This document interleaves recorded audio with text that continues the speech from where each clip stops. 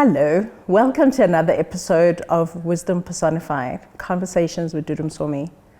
Today, a very special human being is speaking to us, Hema Vallabh. She always tells me that I put an R where there shouldn't be in her name. So hopefully I got it right this time. How are you? I'm very well, Dudu. Thank you so much for having me. Yeah, thank you for the time. I know you're very hectic at the moment. I am, but I always say you make, even busy people, you make time for the things that count. Yeah, well, thank you that I do count. I know we spent a lot of time, and I've met your parents, very loving, who are very active in supporting you. But what was your upbringing like? What are your most treasured memories growing up? Yeah, so I grew up in the south of Johannesburg in a very recent post-apartheid South Africa, and it was called an Indian township. And my memories from a personal perspective, and like you said, I grew up in a very loving family, a very loving community, and very fond memories from that perspective, in a very community-driven, cultural, rich in culture. Mm-hmm. This whole thing about previously disadvantaged, I think I never felt that growing up. However, at the age of 18, so I was very fortunate to get a scholarship to study engineering at the University of Cape Town, so, different city. Yeah. First time away from home. And it was really at the age of 18 for the very first time that I was exposed to diversity. Mm-hmm. So, growing up in an Indian community, Indian school, Indian teachers, Indian friends, and then you got to Cape Town and, it was like there was a whole world out there that nobody told me about. And with that also, that's for the first time where I felt, oh my gosh, I did have limited exposure. I did, I went to I think I was that last generation who went through the government school, very basic, excellent education, excellent teachers, but no frills and fusses. I didn't have extramural activities, and my school didn't even have prefects, and here you were sitting there with people who were ducks of their schools. I didn't even know what that was when I got to uni, and I was like, oh my god, how am I going to compete at this level? And I realized at that point what the political system of South Africa had sort of robbed me of, if you will. Yeah. So do you think you were in a bubble in a way? Yes, absolutely. And again, like I said, it's not in a positive and a negative way. So, and again, you've met my parents. I always say my mom's my biggest inspiration, my dad's my biggest fan. And my parents, by no fault of theirs, they did the best job they knew how to. But I wasn't brought up in a community that, I wasn't brought up to dream, to believe that I can be more than. Our culture sometimes also says, you grow up to serve and be humble, do good, get a good job, and, live a good life. But this whole thing about ambition and drive and wanting to be successful, if you ask me about leadership, for example, a lot of people believe leaders are born. Yeah. I was an insecure teenager sitting at the back of the classroom. It was only really in my 20s, one partly after exposure, and I think things like that either make or break you. And for me, when I said, how am I going to compete at this level?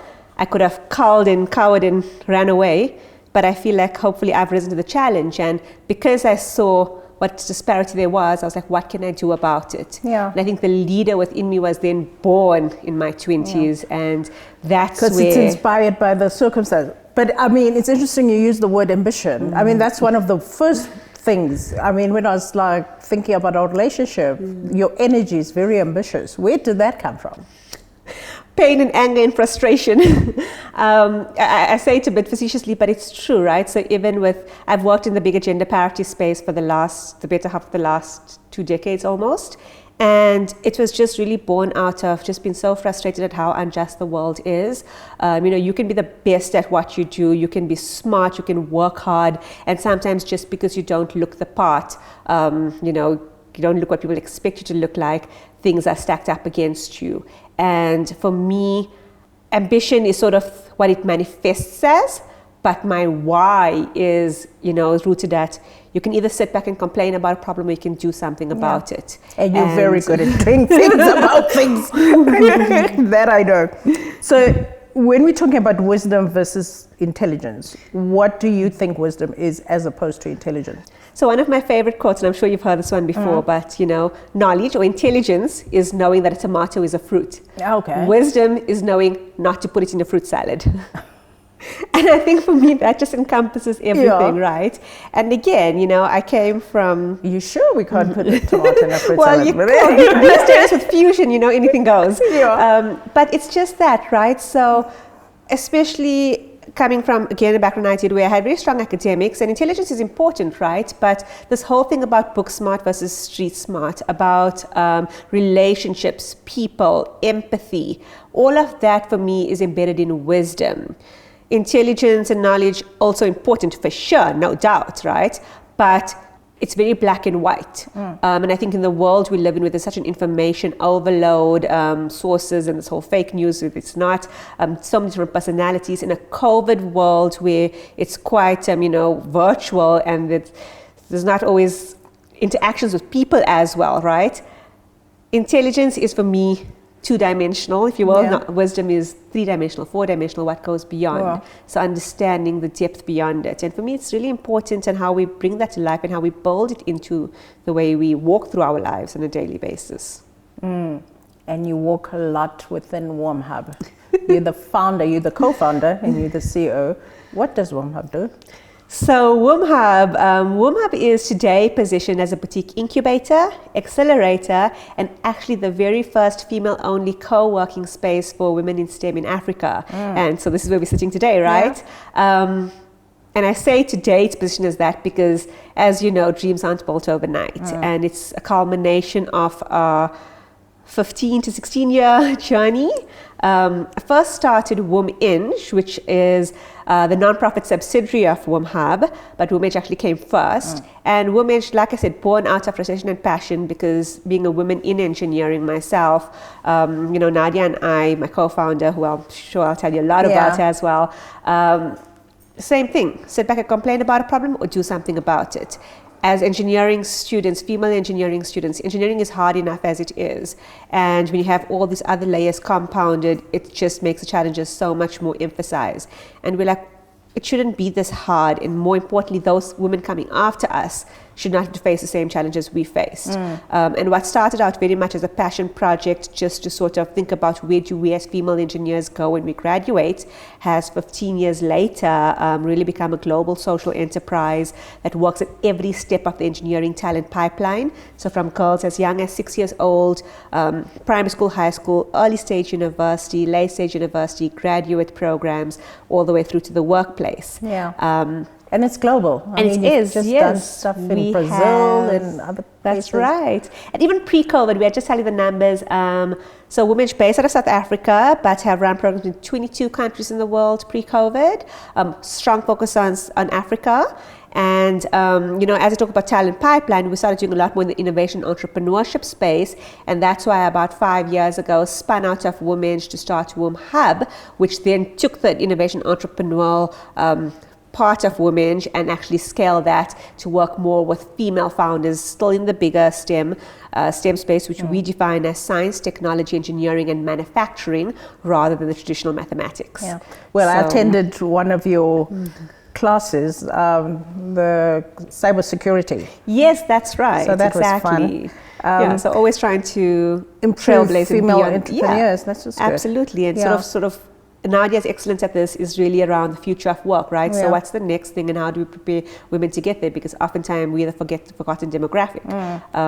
But we can't forget ourselves and each other. Absolutely. So you were trained as a chemical engineer at the University of Cape Town, which is a qualification not commonplace for women in general.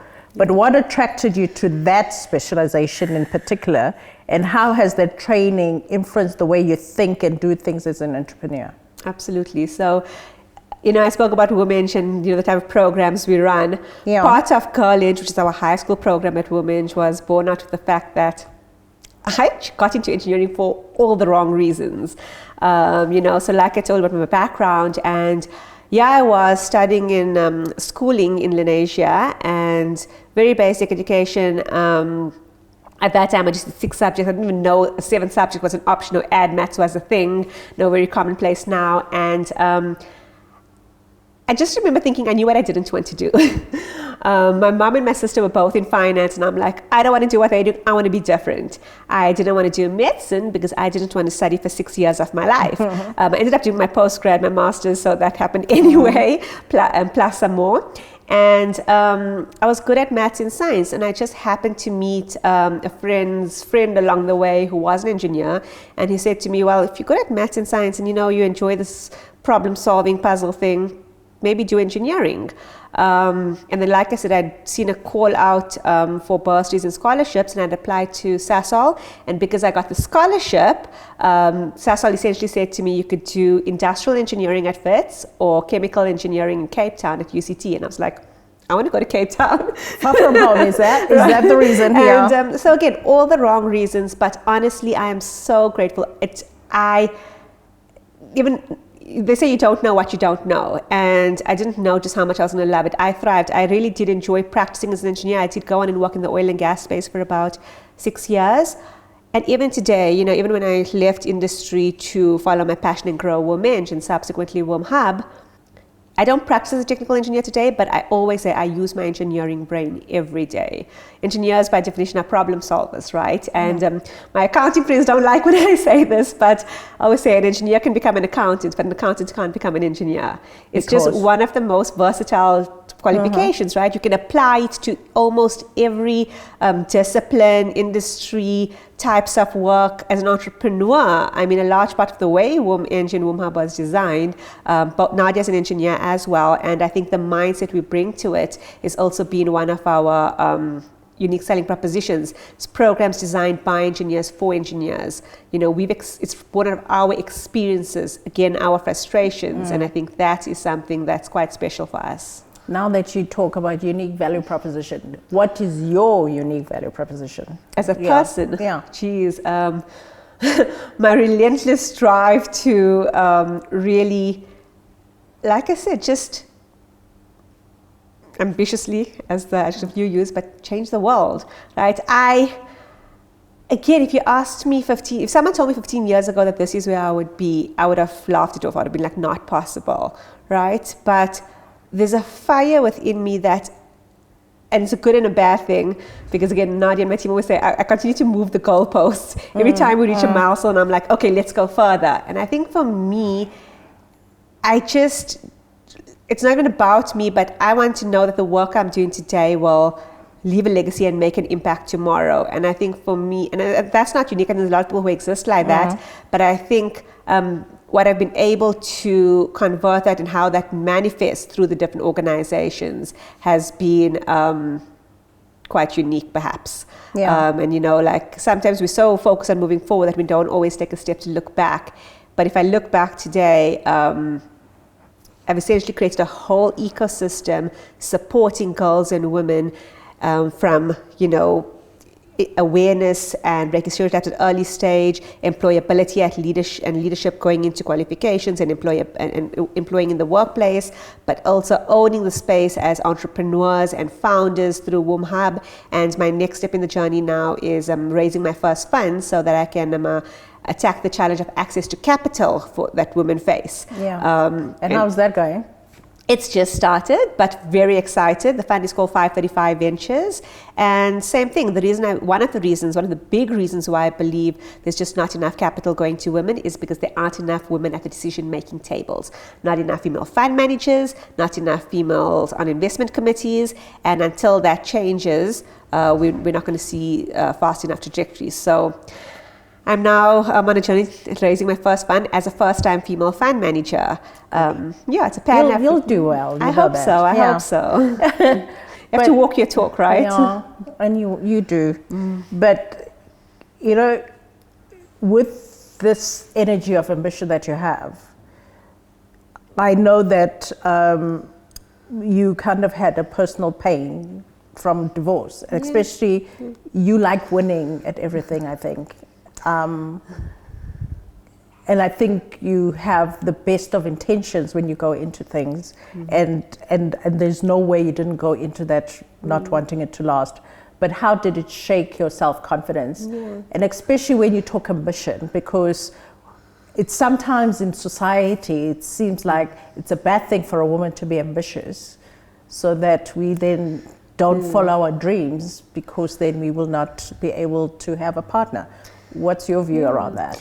Yes, I think for me, you're absolutely right. So one, we don't live our life in silos, right? So everything integrates into each other, whether you like to or not, or whether you choose for it to or not. And in my journey, so ambitious, absolutely, and unapologetically so.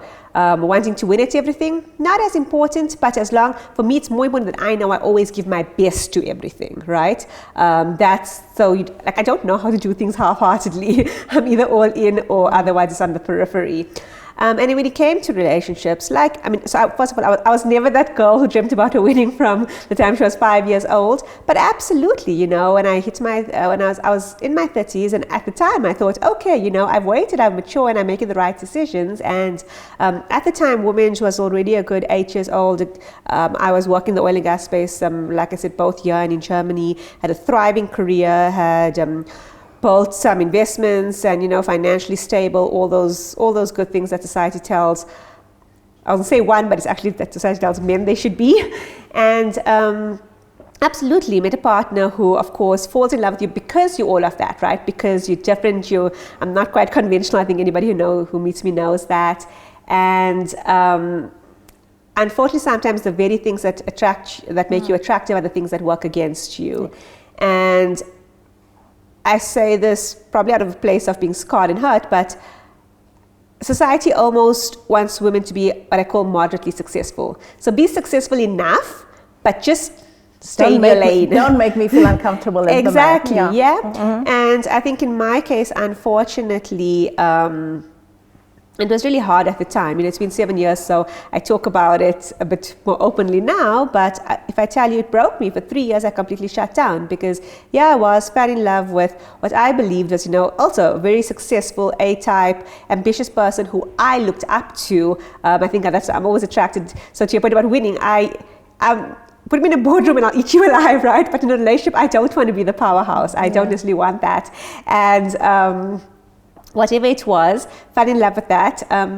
3 months into the relationship, he left because I didn't fit the role of a traditional Indian wife. Yeah. And, it hit me because on one hand, the world is celebrating you. You're doing interviews, you're on covers of magazines, you're winning awards, your organization's growing, and everyone's talking about how you're a role model for women. For the very same reason, you pay the ultimate price personally, right? And it leaves you so conflicted because you start questioning everything. I started questioning my work. I started questioning who I was. It's like when a woodpecker pecks at a tree, right? The first peck, the second peck doesn't really make an impact, but many pecks later, the tree starts falling apart. And then someone keeps pecking at you, at your confidence, at your own self-worth. I started believing I wasn't good enough. I started believing my work wasn't important. I started believing maybe to be happy, I can't be this. And it really did break me. And you talk about winning, and the opposite of winning is failing. And that's when he left, I felt like the ultimate failure. Yeah. Didn't matter to me if all the other successes happening around me, because the thing I valued the most, relationships and people, are what I value over and above everything else. And I think to your point about people think that ambitious women are, for lack of better words, don't have feelings. Yeah. Right? It's like your independence precludes you from wanting a partner. Or having... or like wanting to be loved. Absolutely. And all those things that go with it. Yeah. And I remember, and I think you knew me at the time, and I think for 3 years, many people just... So we were worried. I shut down. Yeah. But shut down internally, meaning socially and the like, right? On the flip side, you go to my social media pages, you'd still see me. Bright smile, right? Because what do? We project. The world asks, how are you? I'm fine. I'm great. But internally, you just really wants to hear the sob stories, I suppose. And but I think that's just it. It's conversations like these. It was only really about 2 years ago when the first time I spoke about it more openly, and a couple of things happened. One, unfortunately, I learned that I'm not the anomaly. It's more common than any It is, should be. yeah. The second thing was by telling my story, and like I'm no superwoman, I'm nothing special. If I can achieve what I have with my organizations, anybody can do it. And I think in sharing your vulnerabilities and the fact that you aren't, infallible, it gave permission to those around me to do the same. Yeah. I'm a hot mess most of the time. And you know what? It's okay to be so. I was also just very fortunate to be surrounded by an extremely incredible support system in the shape of my parents, my sibling, my friends, my co-founder Nadia, who was just a superstar at the time. And this is why partners in business is so important. She's a joke, and I think it's so true though. They say the most important decision you're going to make in life is choosing a business partner more than even a life partner. Yeah. I don't regret the life partnership falling apart. I'm just so glad that Nadia is my business partner, and it's so much more has just been the most incredible relationship over the last 15 years. Yeah, it really has worked. It's an inspiration to watch. And as you talk about that, you've been awarded many accolades in your young life, like being named one of South Africa's inspiring 50 women in tech, one of the top 200 young South Africans by Mail and Guardian, amongst many others. And I think that's why we all felt it, because we could see you were interpreting it as a personal failure, and yet we could see the amazing things that you do. But moving on from that, what keeps you awake at night? Oh geez, so many things. A large part of it is, so I see this in layers, right? So it's the big macro level layer, and like I said, I was so fortunate, or I am so fortunate, that I found my purpose early in life. It has morphed and shaped and taken shape in different forms, but to me, like I said, the bigger gender parity umbrella and sort of leveling the playing field for women has always been sort of the core and the macro level of the why, and we still have so far to go. So, on a very big level, that's just knowing how much work there is keeps me up at night. But of course, filtering down to bite-sized chunks. I'm a builder, having first built WomEng with Nadia, then us going to WomHub, now to the fund. I think I'm really great at getting something started, building it, and then, handing over to a team to then take it and grow and scale it. But that's this whole thing about when you've built something and what's its next stage and letting go. It's like, I'm not a parent, so I don't have authority to speak on that level, but it's like building and parenting these organizations and then handing them over and sending them off to college. That sometimes keeps me up at night, right? So having put your blood, sweat and tears into organizations and trying to, and hoping that they will, building in such a way that they will thrive without you. The thing that keeps me up as an individual is in everything I do, I should never be the product. If you're the product, then that is always dependent on you. I am just the conduit. And as long as I'm the conduit, that means remove me from the equation, it will still live, it will still thrive. So right now, I am focusing on exiting at different stages perhaps, and I joked about it, but I think it's more serious than a joke, but I always say, I want to retire at 40.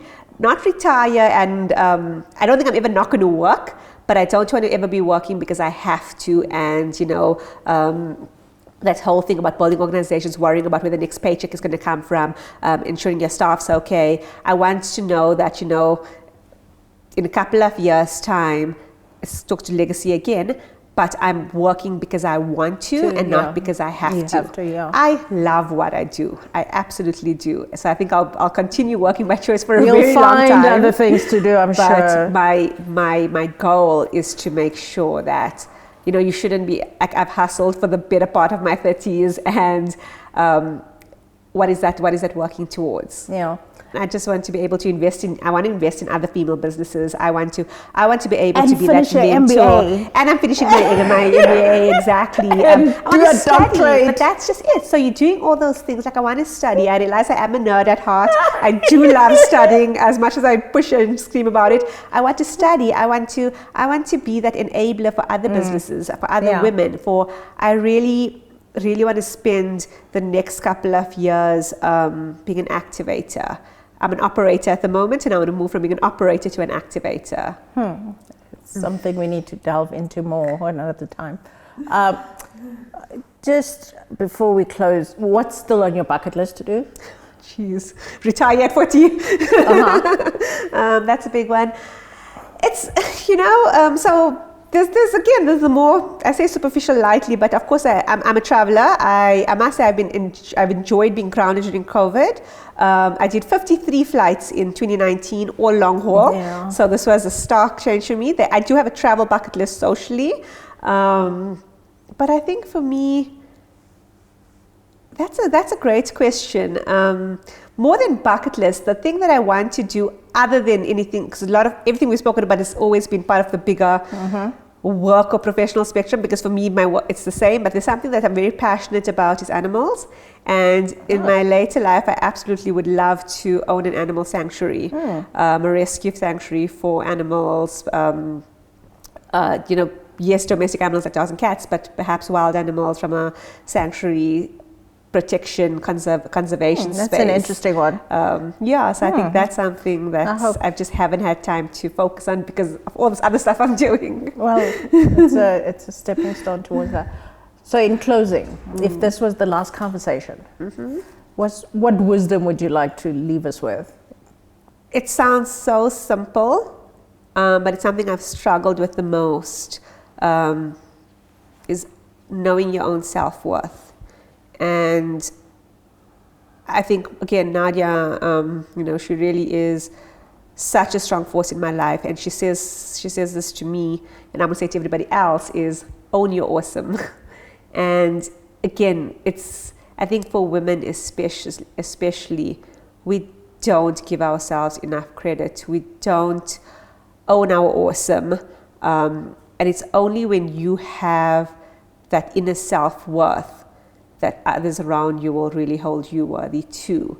And more often than not, we are better than we think. We are so great at what we do, but we let the world make us believe that we're not.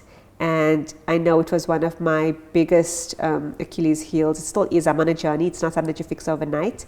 But I think for me, the minute I started that journey of, especially it was after, it's sometimes born out of pain and trauma. It's when I started on that journey of owning my worth that things started taking shape. And I belong in this world. I want to own the space around me because I know the value I add.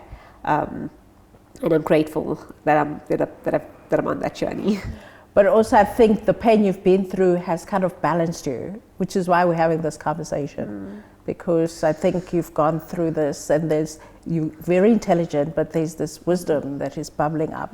And I think this is why I wanted to share the story with you. Life is a journey. We never stop learning. And even the pains that we go through make us wiser and better human beings. I hope you've enjoyed this episode of Wisdom Personified, Conversations with Dudu Msomi. And please subscribe. Hey, let's start a movement.